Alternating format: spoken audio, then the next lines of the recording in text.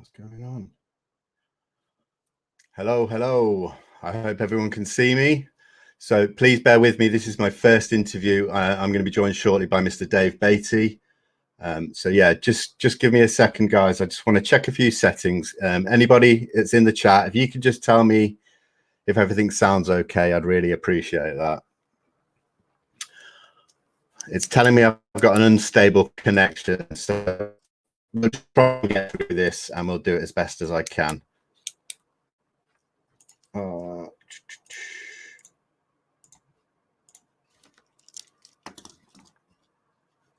Right, guys, so I'm going to bring in Mr. Dave Beaty and we'll kick this off. Hello, Dave. Thank you for joining me. Vinnie, how are you? Glad to be here. I'm good, thank you. How are you doing today? Thank you so much for doing this. It's saying it sounds glitchy. Well, I guess it depends on where you are in the internet. I can hear you okay, although you are a little fuzzy on the digitized picture there through the internet. But okay, yeah, my internet connection seems to just be having some serious issues, but we'll get through it. And what else can we do? That's right, Dave. What I wanted to really kick off with is for people that aren't aware. Yeah. Oh, sorry. I don't know if there's a delay or not, but if you could just start off by telling us a little bit of your background and how you got into UFOs and the UAP subject. Absolutely. Well, out of college here in the United States, I studied media, and once I got out of school, I was in broadcast journalism for about a decade there. I started in a small market in upstate New York. I eventually came down to South Florida. I did, the television news gig for a while and then got into teleproduction. The technology and telling stories through the visual medium is sort of my passion versus actually being a news hound, although I did enjoy the journalism part of it. And it's kind of served me well over the years, telling stories. I always had an interest in UFOs from when I was probably an adolescent. For like most of us, sometimes our parents had an interest and shared books and stories with us. Yeah. And over the years, when I came down here in the early 90s, I was a MUFON field investigator for a number of years down in the state section, Southwest Florida. I never had any real big cases while I was doing that. Some small ones. I got involved with the Gulf Breeze sightings up in the Panhandle where my mother happened to live, which gave me a home base. Went up there a few times during the peak of that flap. Unfortunately, I never got to see the Gulf Breeze UFO myself.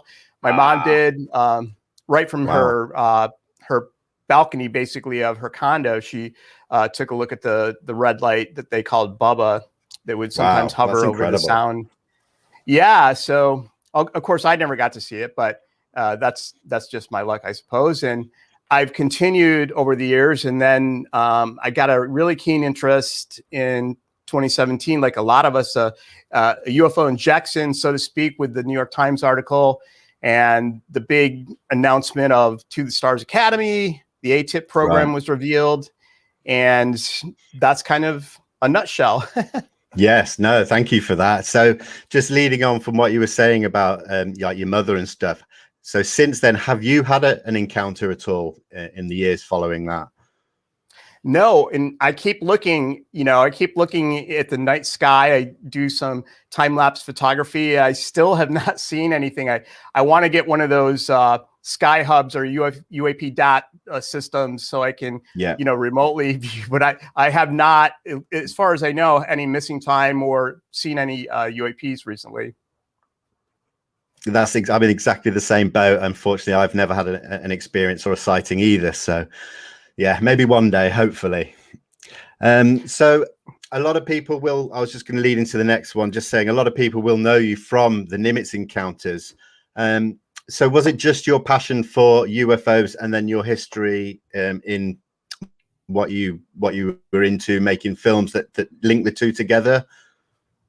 Yeah, it was, I guess, convergence of events. When I heard about the strike fighter pilots from VFA 41 Black Aces and Commander David Fravor and Commander Alex Dietrich and Jim Slate, who were relating their stories in public for the first time. It just intrigued me.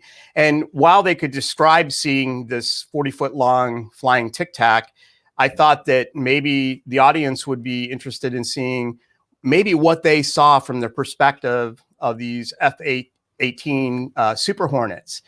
I have some chops in doing 3D, and I've done that my whole career. It's not my main gig, but I did start experimenting, and I was showing some people online, and they were like, "Wow, that's really cool." And it just kind of snowballed from there. I started doing some scenes, and one scene became another scene, became a dozen scenes, and eventually I enlisted all my friends to do the voiceover work. My lovely wife Nancy is the voice of Commander Dietrich. Of course, I got volunteered to do Commander Fravor's voice. I don't know that he probably doesn't appreciate that, but and then my friend Wilson did Commander Slate in the Wizzo for Alex's jet.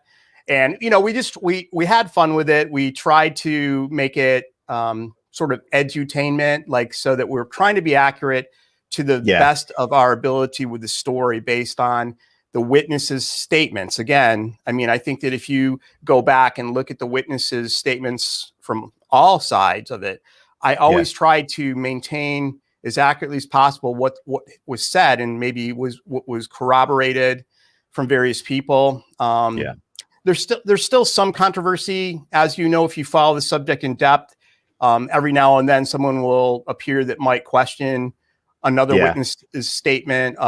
That's happened from the very beginning. I think that the same stuff happened with Rendlesham. Yes, indeed, it did. Yeah, RAF Bentwaters.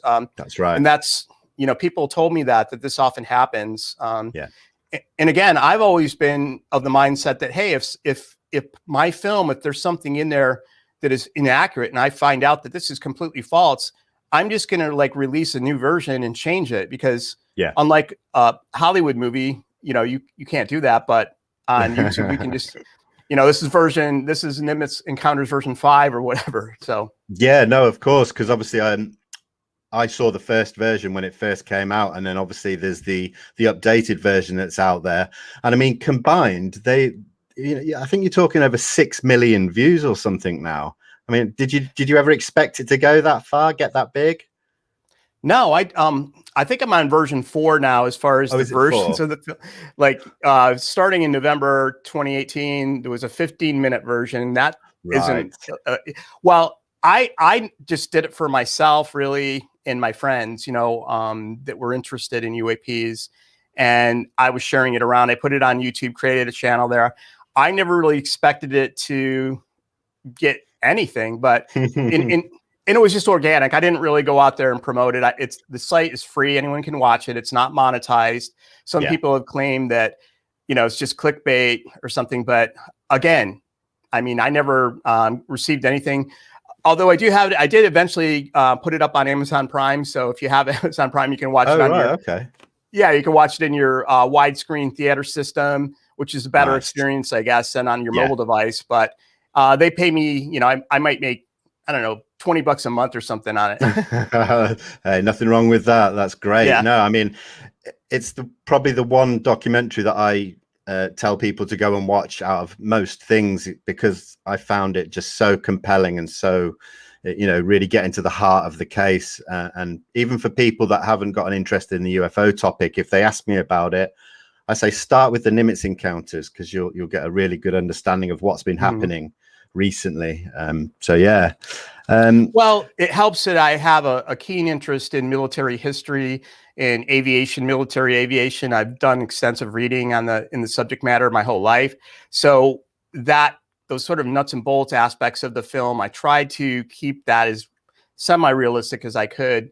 And I think that, people have told me, even fighter pilots have said, hey, great job on that. It seemed like very realistic. I've even had people say that they thought that it was real. How did I get the footage? And I said, it's not, most of it is CGI, the jets, Well, it really is impressive. It's incredible. So yeah, well, thank you. I appreciate it.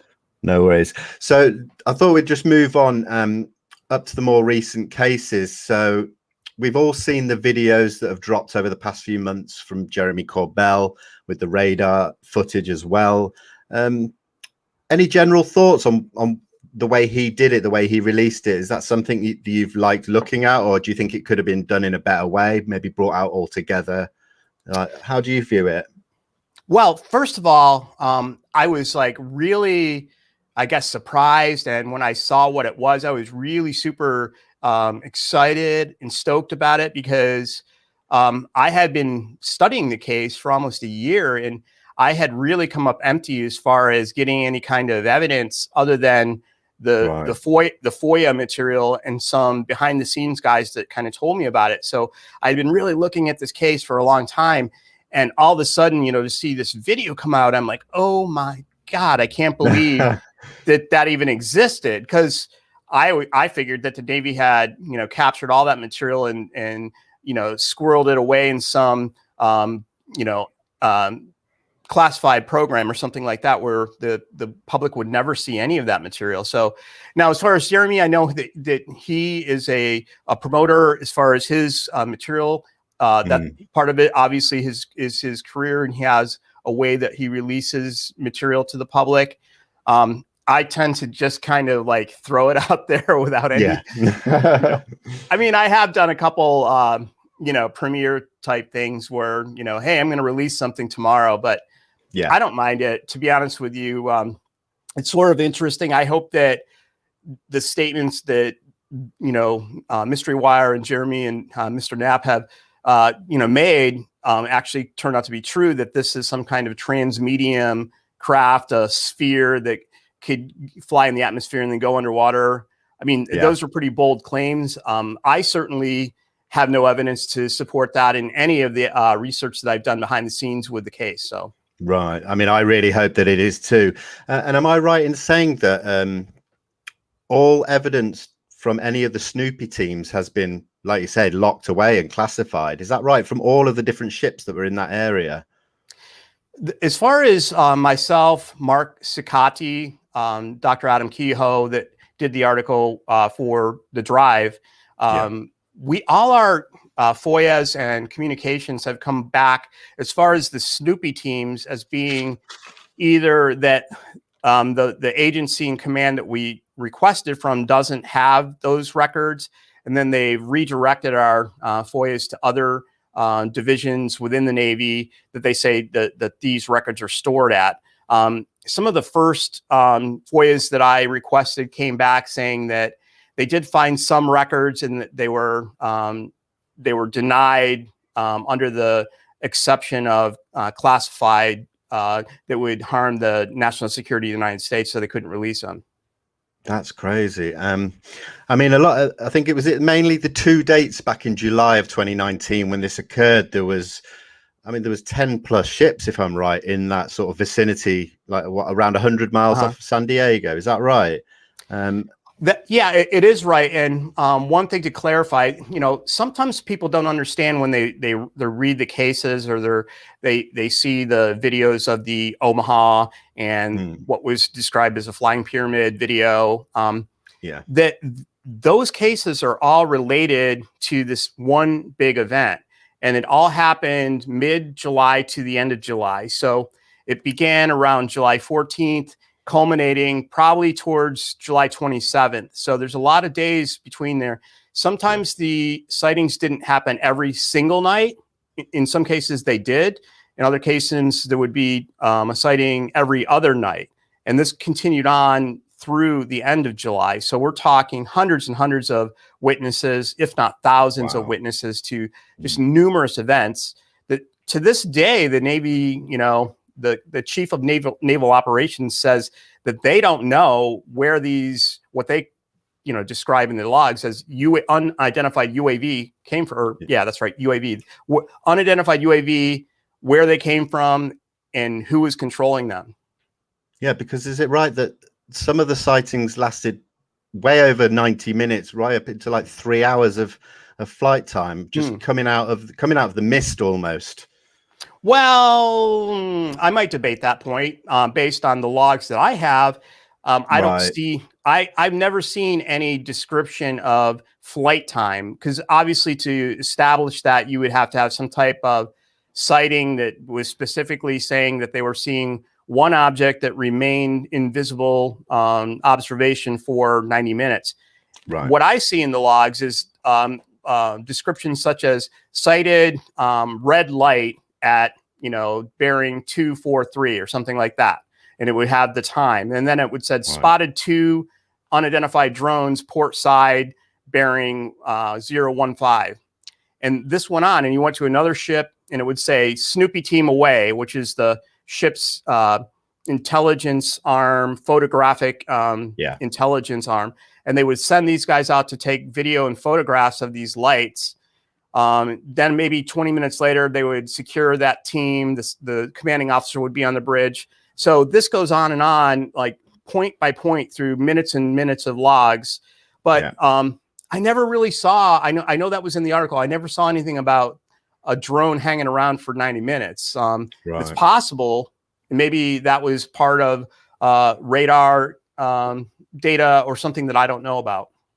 And they definitely don't, or we haven't seen any information about where they came from or where they went to either, have we? I mean, that's the puzzling part, because we know that the Spy 1 radar, one of the most powerful components of the Aegis combat system with all these vessels out there. I mean, every destroyer has that system, which can scan the surface of the ocean all the way out to what they call the radar horizon, over 256 nautical miles from the vessel, all the way up to 80,000 feet or more in the sky, in a big dome around every ship that's there.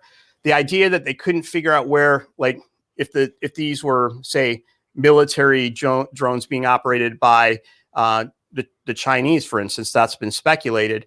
Well, you would assume that the Navy would know that, since they could have tracked where they went, the ship they landed on, or perhaps the other way around, where the ship that they came from.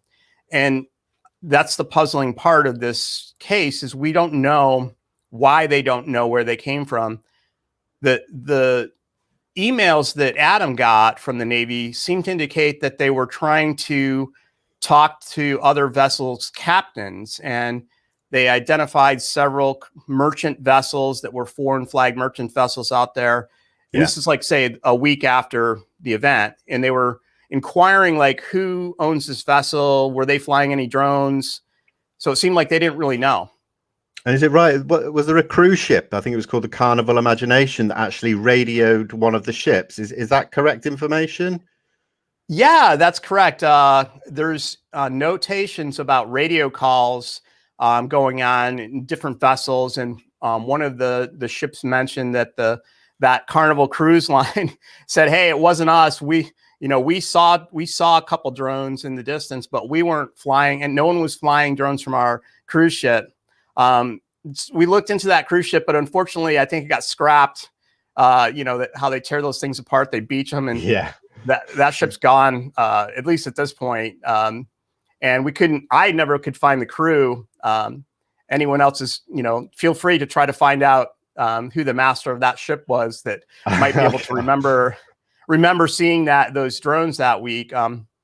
Trying to think, there was a research vessel out there that was doing an American research vessel that was doing some study of, fish or something. And they said they had a DJI Phantom, but they said they never saw the Navy ships, and they weren't flying it at that time. And they had one Phantom. That's so really it's pretty mysterious. Here's something that I discovered last week that I think might be relevant. When I was looking at, I have a spreadsheet. I'm correlating all of the ships, like minute by minute, when they're reporting seeing these, UAP or lights. Yeah. And I noticed that the day it began, on July 14th, earlier that day, all the ships started firing missiles. So they were out there doing training, and they were doing some testing, and almost to a T, like every single ship started firing surface to air missiles off, that are pretty capable missiles. These missiles can intercept nuclear ICBMs coming in. not Wow. in space, but the ones they were launching could knock them out in terminal descent stage. Sure. So, sometimes people say, hey, UFOs and nukes are always sort of, there's something correlation there. Well, Absolutely. the ships are firing missiles off that day, and then that night is when it started. And even the next day, they fired some missiles off on the 15th of July, and then these lights came back that night. They didn't see the lights, or they never, at least I never found it, any reports of these observations during daylight hours, even like say when the missiles were being fired were in the morning or in the afternoon. Right. Yeah. There was no mention of anything. And then as soon as it gets to be like 9 or 10 at night, all of a sudden these lights appear like around all these ships that are in some cases hundreds of miles apart. Wow, that's so mysterious. That's why it isn't just a simple, it's not a simple drone case to me. It really is anomalous. And that leads me in, am I right in saying that you spoke to someone, I think you might have had a friend on the USS Chaffee who claims to have seen them by eye, and that they even might have been tic-tac shaped? Or is that? Well, that's how I found out about the case. At the end of the Nimitz, I asked people to email me. I put an email on the screen on there, and I've gotten a lot of response from that, and met a lot of people. There was a gent that was on the USS Chaffee in 2004 that he claimed a personal experience with the Tic Tac objects through an air intercept. And he says it was in December, not November. So the month after the famous case. Sure. Yeah. So there could even be another sighting of this object that's sort of unknown really in the world of ufology. Again, that's one person that I have, and I haven't corroborated that. He said that a guy that was on his ship with him now, fast forward 2019, was on the USS Kidd. And he said, have you heard about that case? My buddy was on the USS Kidd, July 2019. And I said, no, I've never heard of it. This was April. This was about a year ago, April 2020. And so I did a FOIA for USS Kidd, and that's when I began discovering all these examples of mysterious drones and Snoopy teams, and that kicked it all off. Now, he said his buddy said that they were large tic-tac shaped objects, and I go, well, are you sure these weren't like drones like that had rotors and stuff? And he's like, no. Yeah, they were. Wow. They saw these directly at eye level from the bridge of the ship, and he said they were pretty, kind of freaked out about it. And yeah, you would be. So, I mean, there's that, and then another witness, again unsubstantiated, said his brother-in-law was on one of the ships, and they thought that they were Chinese drones, and they were waving at them. So there's these two divergent witnesses, so to speak.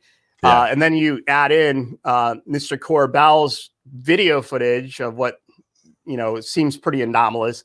And I don't know where to look. I mean, I'm like, is that right? Is it a Chinese drone, or is it like a Tic Tac? I still don't think we know.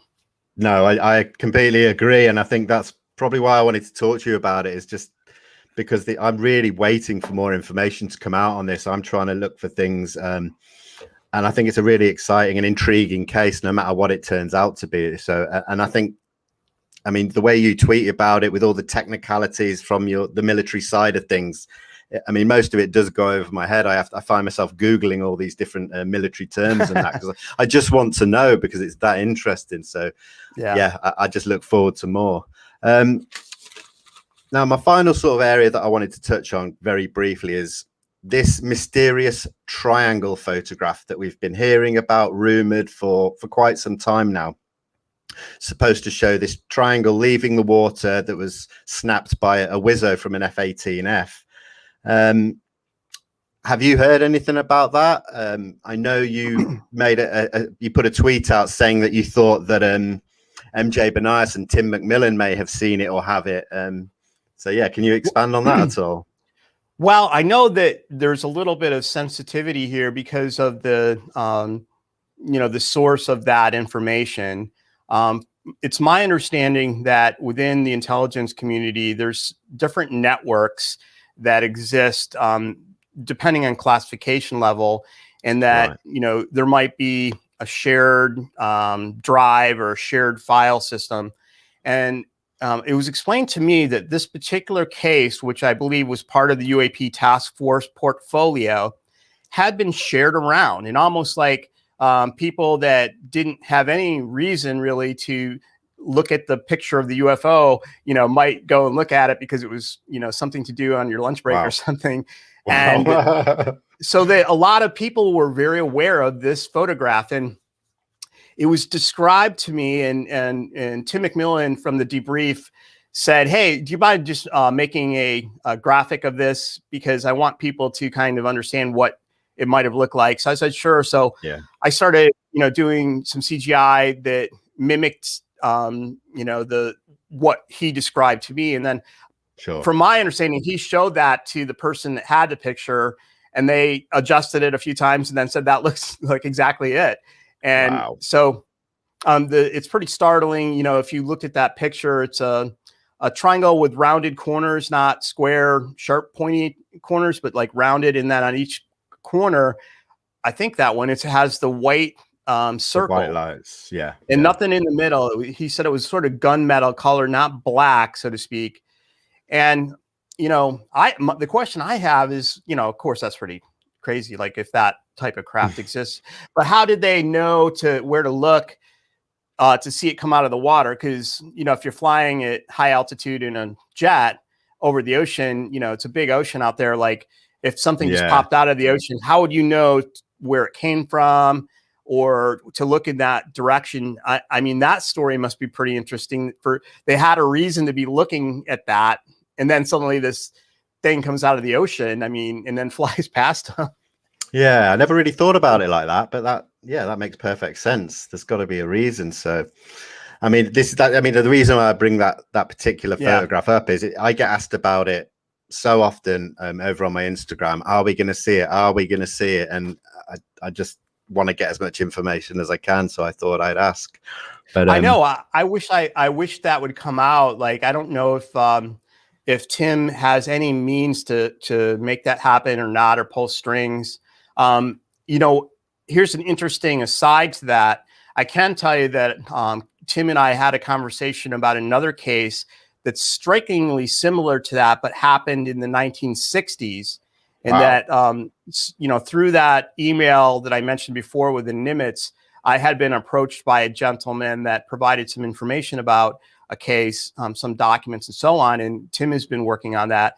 And I'm hoping that he has some more information about that coming up. It's, you know, a strikingly kind of similar type of case. And I think that when we really look at the time, the decades since the study first began, you start saying, wow, many times we have the same similar like reports, triangle shaped UFOs, for instance. Yeah, it does crop up all the time, and it makes you think. That's when people question about whether it's hidden US technology and that. Yet we've seen these craft for decades, which means they would have had these things back in that time in the 50s and 60s, which makes it harder to believe. It really does. Right. You would have to say, well, we're chasing these things with, you know, sort of antiquate back then. Of course, today, but back then the jets weren't even nearly as sophisticated as what we have today with the F-35 and so on. But of course, back then, and yet they were still encountering these craft that seemed to have performance capabilities, you know, speeds in excess of 2,000 miles an hour, and maneuvering that was kind of running rings around us. So yeah, it's crazy. But well, and finally, what are your views on this UAPTF report that's due on June 25th? What do you think we might see, or what do you think we might not see? However you look at it. Personally, I don't think we'll get much. But well, I mean, I think that the New York Times probably gave us a glimpse into what is going to be revealed in that report. I would imagine that they're going to say that, you know, most sightings have prosaic explanations, and that's true of any UFO sightings throughout history. 95% or so cases usually end up being something that can be explained as a misidentification. Not necessarily hoax. I mean, that's part of it, but most of the time it's just simple misidentification or an unknown object until then we figure out what that was, and then it becomes a known, a known object. But then there's still this part of that's truly unknown. And I think that with the military operations area and these sensitive airspaces, it is a concern that there's objects that seem to be operating with impunity and behaving in ways that don't make a lot of sense to the observers using some of the most advanced sensors we have. So I think that maybe the report will say most of the stuff we found, hey, we figured it out, but there's still, we're admitting there's still a percentage here that we don't know what this stuff is, and it's troubling. So the real meat of that story is going to be in the classified side of it, the classified annex side of it, that would probably be tightly controlled as far as what any of us would see. But that's probably where all the video and radar examples are of these unknowns. That makes sense. Yeah. What about the Snoopy footage? Hundreds of hours from 2019 of these objects. Is that part of it? I would assume. I mean, if Mr. Corbell is releasing footage that DoD says, hey, this footage was used as part of a UAT task force briefing, obviously they're looking at that case. So you'd think they'd have the Snoopy and all the files as well, really, that are associated. I mean, that makes sense. So well, listen, Dave, I won't keep you any longer. I think I've pretty much gone over the questions that I wanted to ask. Is there anything you want to say before we close this out? No, but I didn't know this was your first cast. So good luck with it, and I feel proud that I'm the inaugural interviewee. I cannot thank you enough. Like I said, I've been a huge fan of your work since the first time the Nimitz encounters appeared, and I follow your work very closely on Twitter, and I'll be looking forward to what else you bring to the table in the near future. So thank you so much. I'll be looking for your work as well. Thank you. I really appreciate that. So take care, and thank you ever so much. See you later. So guys, thank you. This is my first interview. Thank you for watching, and I'll see you on the next one. Bye.